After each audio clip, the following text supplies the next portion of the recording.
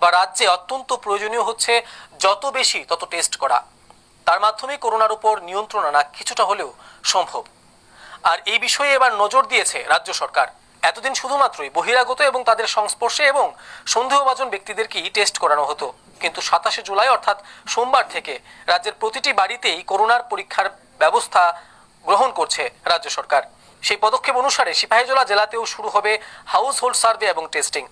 সিপাহীজলা জেলার 1,26,000 পরিবারের 5,50,000 মানুষের বসবাস।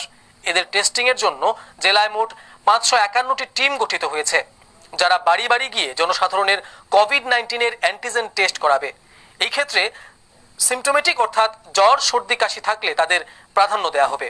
551টি টিমের পরিচালনার জন্য নিয়োগ করা হয়েছে 44 জন সুপারভাইজার। তাছাড়াও মহকুমা স্তরে থাকবে একজন করে observer.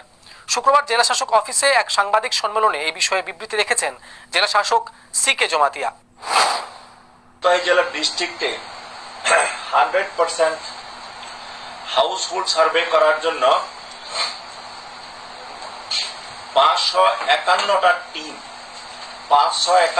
Team survey team already form হয়ে গেছে এবং এই 551টা টিম সার্ভে করার যে কাজটা সেটাকে সুপারভাইজ করার জন্য 44 সুপারভাইজার নিয়োগ করা হয়েছে। তাছাড়াও আমরা ডিস্ট্রিক্ট লেভেলে ADM লেভেলে আমরা অবজারভার নিয়োগ করেছি সোনামুড়ার জন্য, বিশালগড় সাব ডিভিশনের জন্য, জম্বুজলা সাব ডিভিশনের জন্য। অধিক সংখ্যায় টেস্টিং এর মাধ্যমেই করোনার আক্রান্তদের শনাক্ত করা সম্ভব এবং যত তাড়াতাড়ি শনাক্ত হবে তত তাড়াতাড়ি তাদের চিকিৎসার ব্যবস্থাও করা সম্ভব হবে। তার পাশাপাশি অবশ্যই এই রোগের সংক্রমণে কিছুটা হলেও নিয়ন্ত্রণ আনা সম্ভব হবে। শুক্রবার জেলার বিভিন্ন পদাধিকারী, আধিকারিক এবং রাজনৈতিক নেতৃত্বদের নিয়ে বৈঠকে এই বিষয়ে আলোচনা করা হয়।